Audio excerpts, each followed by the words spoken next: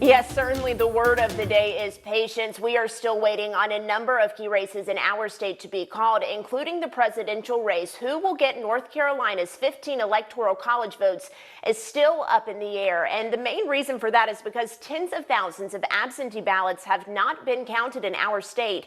And the race between President Donald Trump and Democratic nominee Joe Biden is so close that those ballots could make a difference.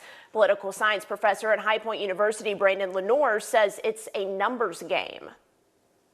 We sit down and we look at the number of votes that are outstanding compared to the number of votes that separate the two candidates. And right now, the number of votes that are outstanding is greater than the number of votes that separate the two candidates. So we have to wait until all of the votes are counted before we know who won the state of North Carolina. So we are waiting on enough absentee ballots to be counted before we decide races like the ones for president and Senate. But where are those ballots? Tom Little from UNCG's political science department says that's actually unclear. There could be three categories. One would be, we know 110 have been requested but not returned. And we know that 950,000 have been returned and counted. But maybe there are some who have been returned but not counted. Maybe that's the 100,000, but I don't know that.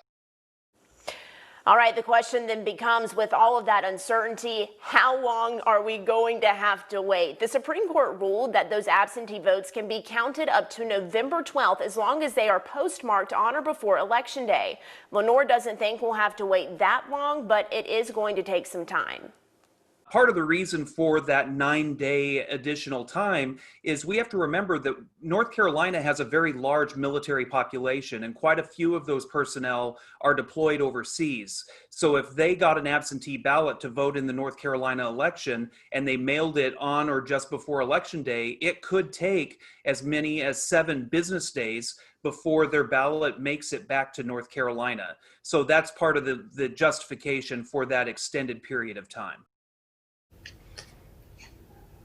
So really unsatisfying, but the short answer here is we don't have all of the answers to these questions because there are simply too many ballots out there, and there are more absentee ballots in this election in our state than ever before. We really don't have a precedent when it comes to mail-in voting because more people requested those ballots since we're in a pandemic.